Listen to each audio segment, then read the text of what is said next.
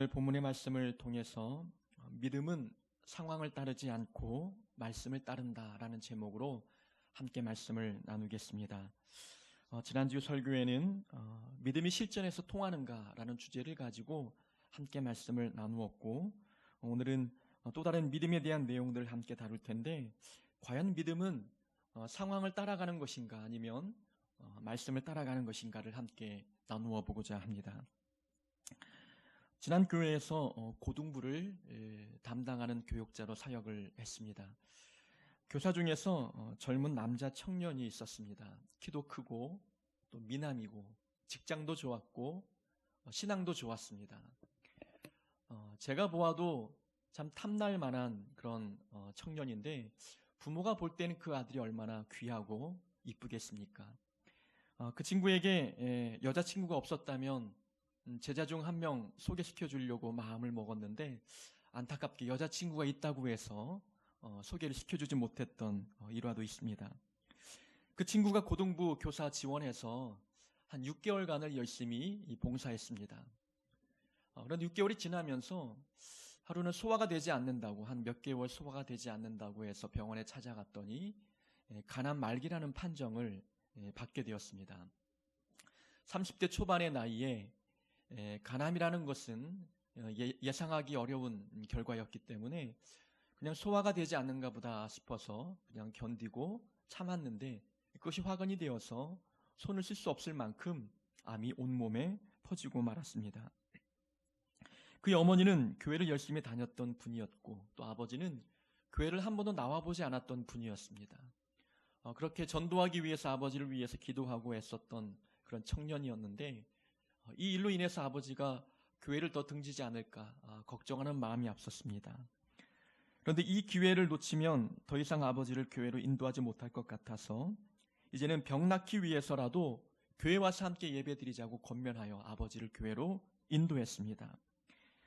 병에 걸린 아들이 부탁하고 권면하자 아버지도 마지못해 교회에 나와 예배를 드리는데, 제 마음 한구석에는 이 아들이 회복되지 못하고 하늘나라에 가게 되면 이 아버지의 믿음은 어떻게 될까?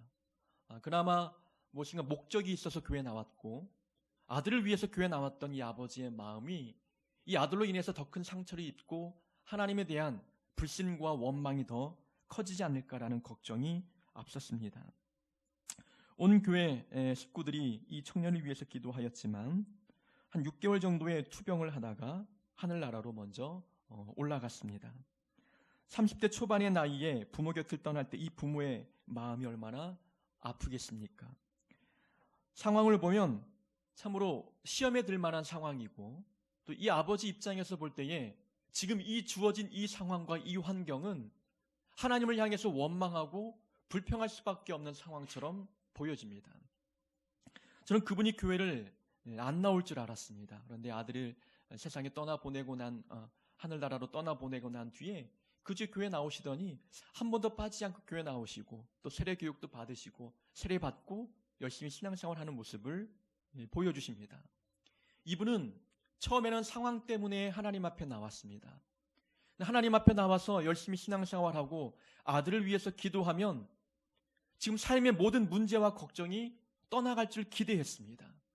그런데 달라진 것은 아무것도 없었습니다. 상황은 변하지 않았는데, 이 변하지 않는 상황 앞에서 아버지는 시험에 들지 아니하고 하나님 바라보면서 믿음 생활을 하고 있었습니다.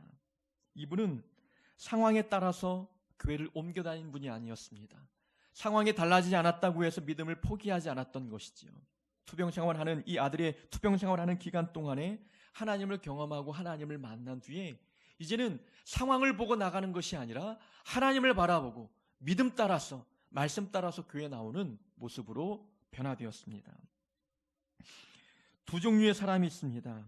한 부류의 사람은 말씀을 따라가는 사람, 또 한 부류의 사람은 상황을 따라가는 사람이 있습니다. 우리는 어떤 부류에 속한 사람입니까?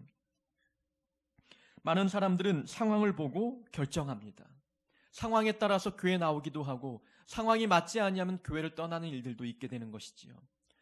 마가는 사도 바울이 전도 여행을 떠날 때에 의욕을 가지고 처음에 전도 여행에 따라갔던 사람입니다. 그런데 험산 줄령을 보고 가는 모든 상황마다 고난이 있을 것을 예상하니 더 이상 그 길을 가지 아니하고 바울과 헤어지는 이 마가의 모습. 처음에 마가의 모습은 상황을 보고 결정하고 상황을 보고 마음을 움직였던 사람이었습니다. 사도 바울은 하나님의 부르심의 자리에 고난이 있고 핍박이 있고 순교의 상황이 있다 할지라도 하나님이 부르신 그 자리를 마다하지 않았습니다. 상황을 보고 움직이는 자가 아니라 말씀을 보고 가는 자였기 때문이었습니다. 순교의 순간에 스데반 집사님도 복음을 증거하는 일을 멈추지 않았던 것 또한 그분도 상황을 보고 따라가는 사람이 아닌 말씀을 보고 따라가는 사람이었습니다. 사자굴에 던져질 것을 알면서도 기도를 멈추지 않았던 다니엘도 상황에 따라서 신앙의 상태가 달라지는 자가 아닌 오직 말씀을 보고 따라가는 자였기 때문에 상황은 그렇게 중요하게 여기지 않았던 것입니다. 우리에게 믿음이 있다면 우리도 말씀을 보고 따라가는 자가 되어야 합니다. 우리에게 믿음이 있다고 하면서 상황에 따라서 믿음이 달라지고 상황을 보고 무엇인가 결정한다면 과연 그것이 믿음인가라는 것입니다. 오늘 본문에 보면 아브라함이 애굽에 내려가는 장면이 나옵니다. 처음에 아브라함은 갈대아 우르에서 살았던 자였죠. 하나님께서 그를 부르셔서 큰 민족을 이루게 하시겠다 약속해 주시고 하나님께서 보여주실 땅으로 가라 명령하십니다. 너의 본토와 친척과 아버지 집을 떠나라 명령하십니다. 하나님께서 보여주실 땅이 무엇인지 알지 못하는 상황에서 하나님께서 보여줄 땅으로 가라 명령하실 때에 아브라함은 하나님의 말씀을 듣고 그 고향을 떠나 가나안 땅에 도착했습니다. 여기까지는 아브라함이 참으로 믿음의 결단을 내렸던 것이지요. 상황을 보지 아니하고 하나님의 말씀을 보고 가나안 땅에 도착했습니다. 근데 가나안 땅에 들어와 보니 기근이 들었습니다. 성경에 보니까 기근이 들어서 아브라함이 애굽에 거류하려고 그리로 내려갔습니다. 가나안 땅에 도착했을 때에는 이 아브라함이 하나님의 말씀을 보고 왔습니다. 근데 애굽에 내려간 것은 하나님께 묻지 않았어요. 그가 애굽에 내려간 이유가 무엇입니까? 기근 때문이었어요. 환경 때문이었습니다. 상황 때문이었어요. 보이는 상황을 보고 더 이상 이곳에 머물러서는 안 되겠다 하는 마음을 갖고 애굽으로 삶의 터전을 옮겼습니다. 말씀을 듣고 결정하지 않고 상황을 보고 결정했던 이 아브라함의 앞날이 어땠습니까? 애굽에 가면 좀 더 나은 삶이 기다릴 것으로 생각했지만 그러나 애굽에 가니 아내를 빼앗기고 말았습니다. 참으로 기근을 피해 갔는데 더 큰 고난을 경험했던 것이지요. 말씀을 따르지 않고 보이는 상황을 따르게 되니 하나님의 자녀에게 주어진 것은 예기치 못한 고난이 찾아왔던 것입니다. 우리가 무엇을 보고 따라가야 하는지, 무엇을 보고 삶의 방향을 결정해야 되는지 우리는 아브라함의 인생을 보면서 교훈 삼지 않습니까? 룻기에 보면은 나오미 가정이 나옵니다. 나오미의 가정도 베들레헴에서 삶을 살아가다가 모압 땅으로 온 가족이 이주했습니다. 그 이유 또한 하나님의 말씀을 보고 간 것이 아니라 상황을 보고 간 것입니다. 베들레헴 땅에 기근이 들자 기근을 피하기 위해서 모압 땅에 갔습니다. 근데 모압 땅에서 벌어진 일들이 무엇입니까? 나오미는 남편도 잃고 두 아들도 잃게 되었습니다. 상황을 보고 결정하고 상황을 보고 따라 움직였더니 다가오는 것은 더 큰 고난이었던 것을 보여주고 있습니다. 믿음은 보이는 상황을 보고 결정하는 것이 아닙니다. 믿음은 하나님의 말씀을 듣고 말씀을 보고 결정하는 것입니다. 우리는 무엇인가를 결정할 때 무엇이 기준이 되고 있습니까? 우리가 예수 믿고 교회 나오면 꽃길만 걸을 것처럼 생각합니다. 근데 예수 믿고 예기치 못한 고난을 맞이하면 많은 사람들이 시험에 들고 교회를 떠나지 않습니까? 상황을 보기 때문에 그렇습니다. 상황을 보고 결정하기 때문에 눈앞에 보이는 고난에 하나님께 원망하며 믿음을 포기해버리는 모습들을 보게 되는 것입니다.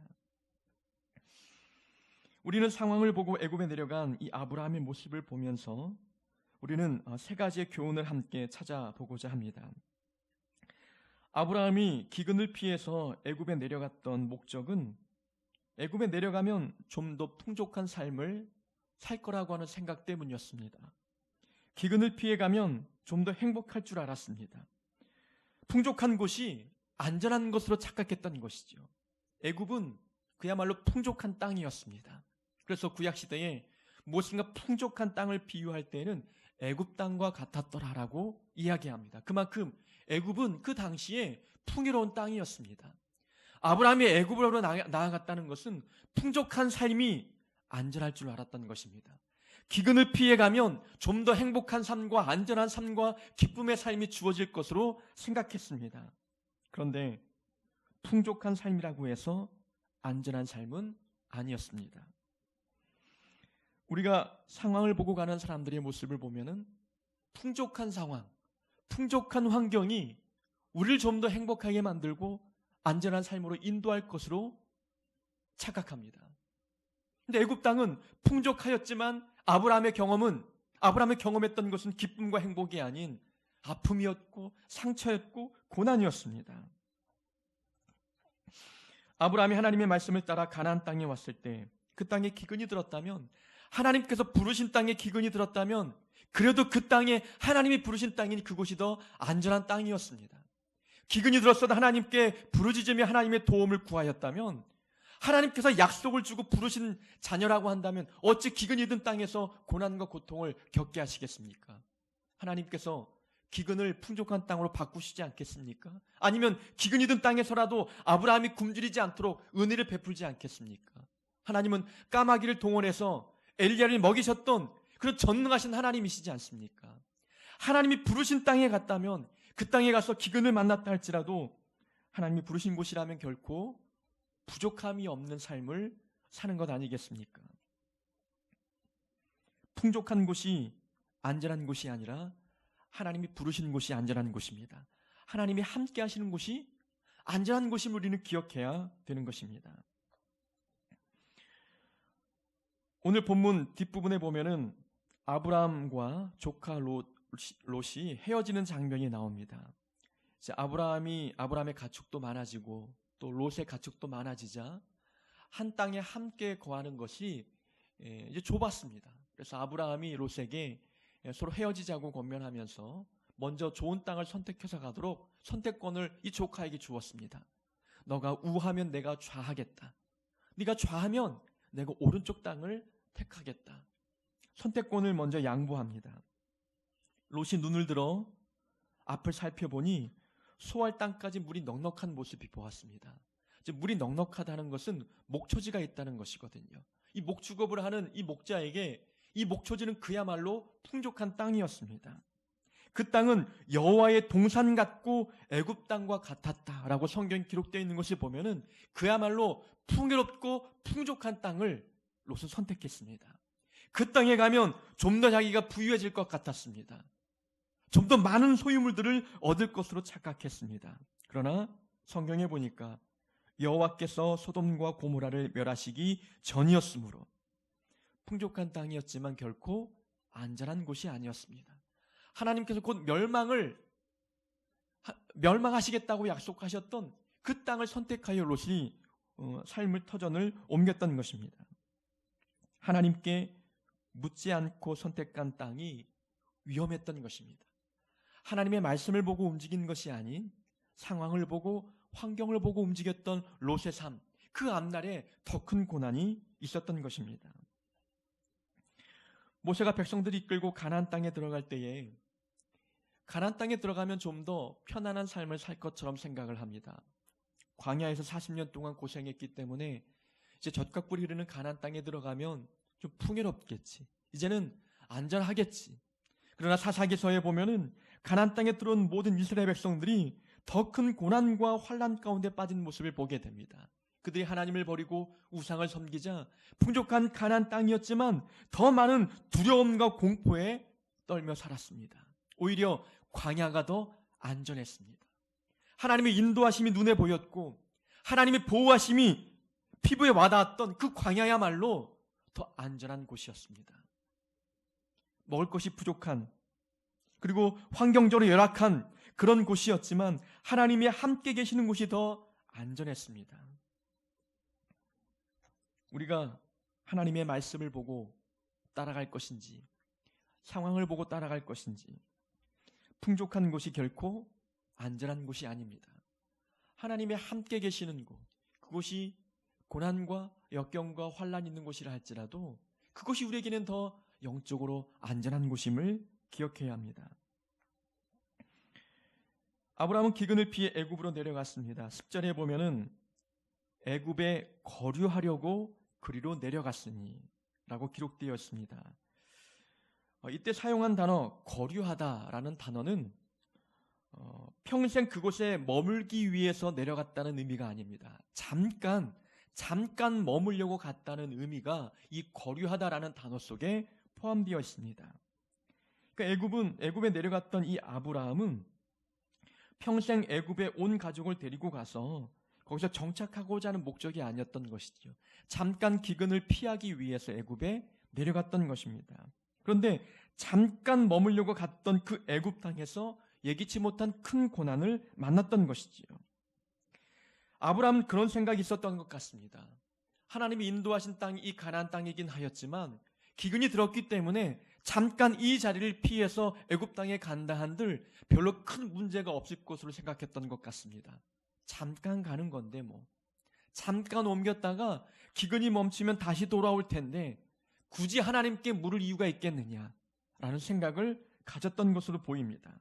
그런데 세상은, 우리의 영적인 대적인 사단은 잠깐의 그 순간을 놓치지 아니하고 아브라함의 큰 고난과 고통을 가합니다.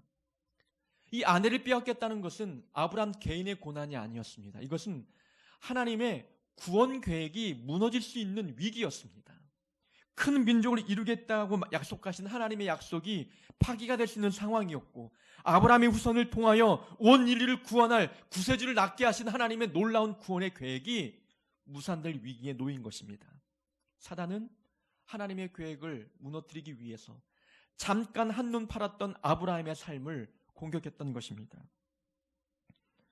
상황에 따라서 우리는 급할 때에 잠깐 하나님을 떠나는 것 괜찮다고 생각할 때 있습니다. 평생 예배 드릴 텐데 잠깐 한 주 빠지는 것 우리는 괜찮다고 생각할 때가 많다는 것이죠. 고등부를 가르치다 보면은 대부분 고2 때까지는 열심히 교회를 나오다가 고3 때에는 교회를 등지는 친구들을 보았습니다. 물론 그들의 잘못이 아닌 부모님의 탓이기도 하겠죠. 부모님들은 늘 이야기합니다. 교회는 평생 다닐 텐데 지금 중요한 시기 이 고3 때 1년 동안 공부에 전념하는 게 더 낫지 않겠느냐고 자녀를 유혹하는 겁니다. 1년 정도 열심히 해서 좋은 대학 들어가서 그때 하나님께 영광 올려드리면 더 그것이 신앙인으로서 올바른 모습이 아니겠느냐 라는 이상한 논리를 펴며 자녀들을 학원으로, 도서관으로 내몹니다. 그럼 많은 친구들이 고3 때 교회를 안 나온 친구들 보면은 대학에 들어가서 대학 문화에 빠집니다. 다시금 교회 돌아오는 게 쉽지 않다는 거예요.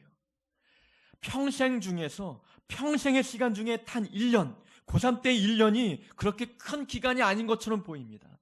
잠깐 하나님을 떠나서 바쁜 일부터 해결하고 지금 눈앞에 떨어진 내 발등에 떨어진 불부터 해결한 뒤에 다시금 하나님께 돌아와도 되지 않느냐라고 생각하는 그 잠깐의 시간, 그러나 그 잠깐의 시간이 평생 하나님을 떠날 수 있는 위기와 고난이 찾아올 수 있다는 것입니다.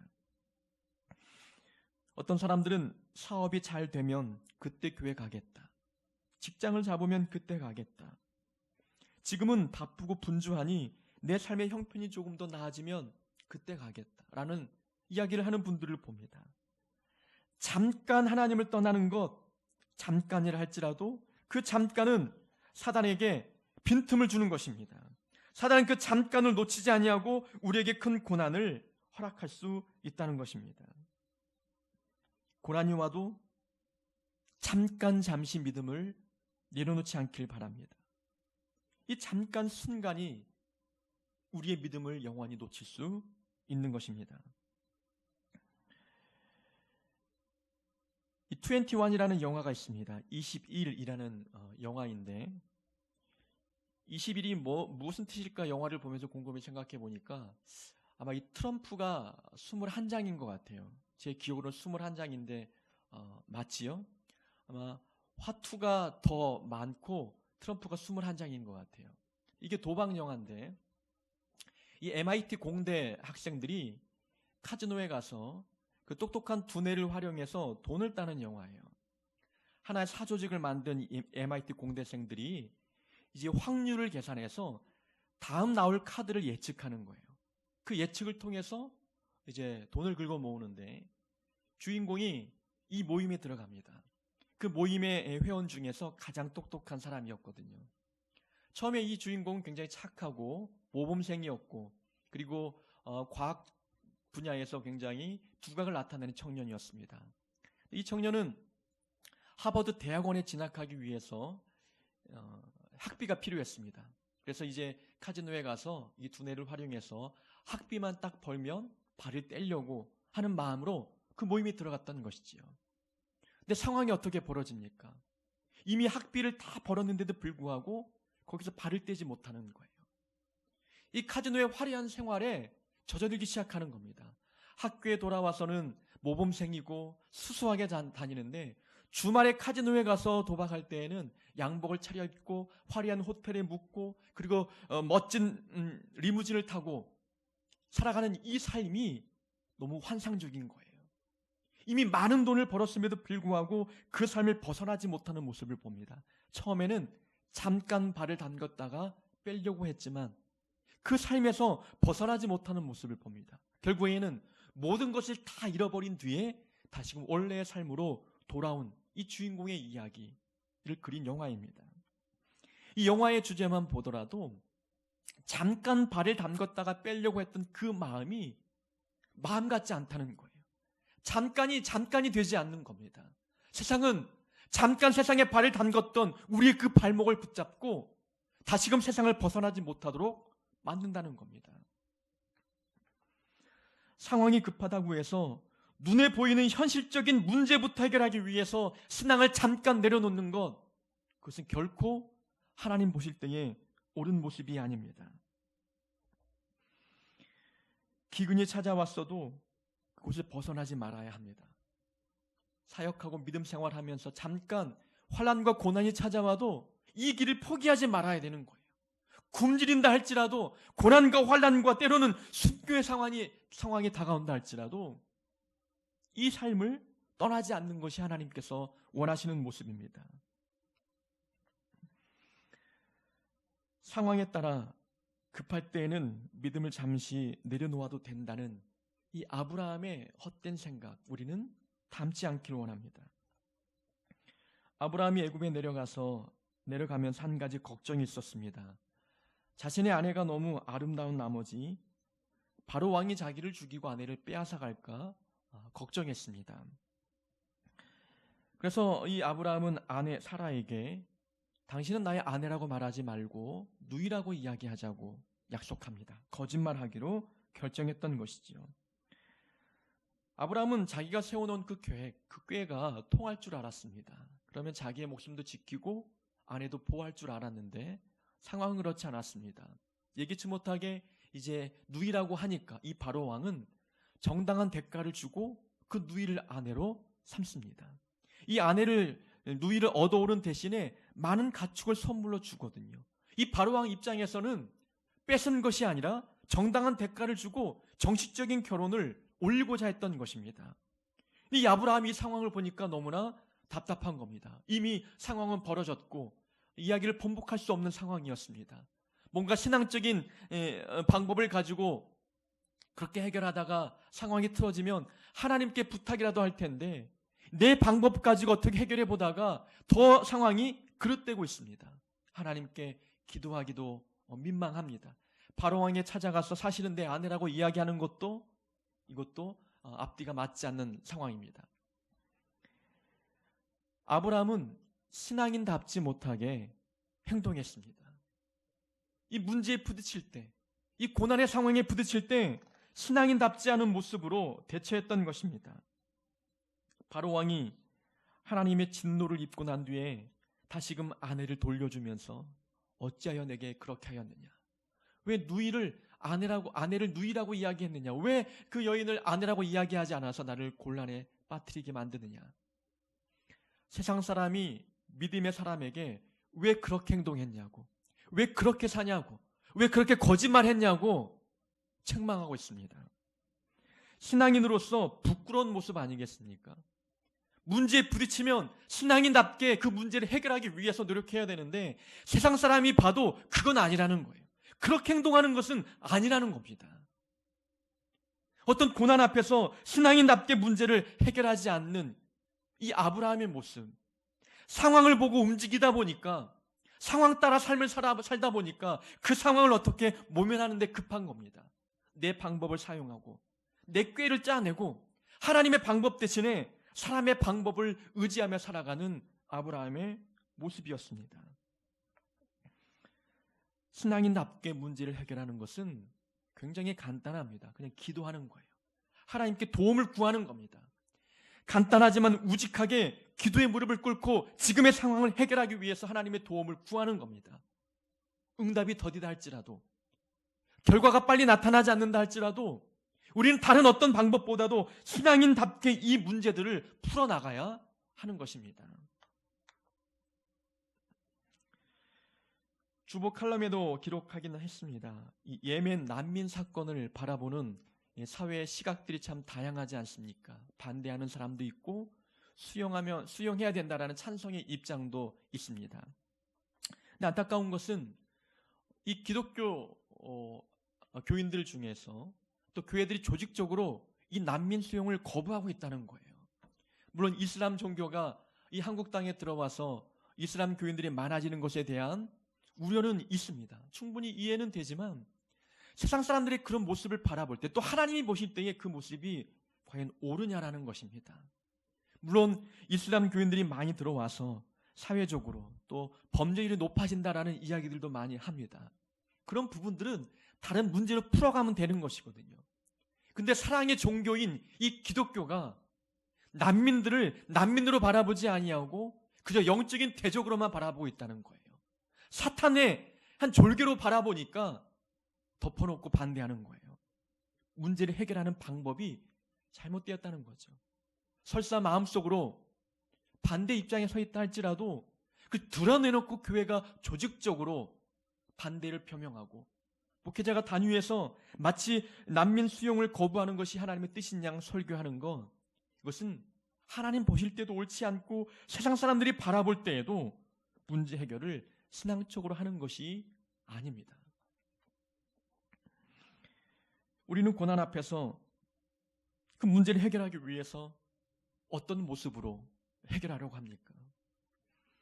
세상 사람들이 바라볼 때에도 기독교인답게 행동합니까? 하나님이 바라보실 때에도 신앙인답게 그 문제를 해결하려고 하십니까? 상황을 보고 간다면 상황이 더 크게 보이는 것입니다. 삶의 목적은 그 상황을 내가 원하는 환경으로 바꾸는 데 목적을 둡니다. 그러다 보니까 온갖 방법을 다 동원하여서 그 상황을 피해보고자 하는, 이 잘못된 방법으로 그 문제를 직면하게 되는 모습들을 보이게 되는 것입니다. 우리는 고난에 부딪히면 신앙인으로서 정직하게 행동해야 합니다. 정직하게 기도하고 정직하게 말씀을 붙들고 정직하게 하나님을 바라보는 것, 이것이 오히려 문제를 해결하는 데 있어서 가장 빠른 길입니다. 아브라함이 아내를 빼앗기고 고민하고 또 걱정할 때에 하나님께서는 이런 아브라함을 도와주십니다. 바로에게 나타나셔서 그를 책망하시고 다시 아내를 돌려주게 하는 것이지요. 그럼 이게 하나님의 은혜이지 않습니까? 우리가 세상에 살아가면서 세상에 두려워 신앙적으로 행동하지 못할 때, 그래서 인간적인 방법으로 그 문제를 해결하려다가 더 큰 상황, 더 난처한 상황에 빠질 때 하나님은 그런 우리의 연약함을 돌아보신다는 거예요. 우리와 함께 하시고 우리의 실수 때문에 당한 이 고난도 하나님께서 해결해 주시는 것입니다.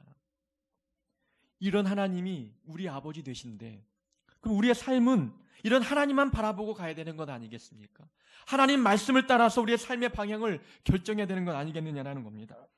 이런 하나님의 은혜가 있음에도 불구하고 우리가 상황을 보고 결정하고 상황을 보고 삶을 살아간다면 하나님의 마음이 어떠하겠느냐라는 것입니다.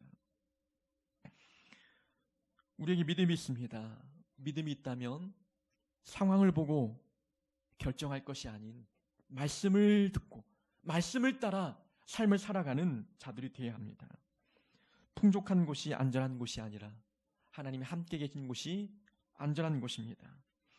상황에 따라서 믿음을 잠시 내려놓는 것, 세상은 그 잠시 내려놓는 믿음, 그 성도들을 그냥 두지 않는다는 것 기억해야 합니다. 급하다고 해서 신앙이 납게 행동하지 않는다. 하나님 보실 때에 온전한 믿음의 모습이 아닙니다. 우리가 한 주간 삶을 살아가면서 신앙인답게 그리고 말씀을 따라 살아가는 우리의 삶이 되기 원합니다. 상황이 내가 원하는 상황이 아니라 할지라도 상황 보고 마음을 움직이는 것이 아니라 상황 따라서 믿음이 달라지는 것이 아닌 오직 말씀에 따라 하나님 바라보고 그렇게 살아갈 수 있는 우리 모두가 되기를 주의 이름으로 축원합니다.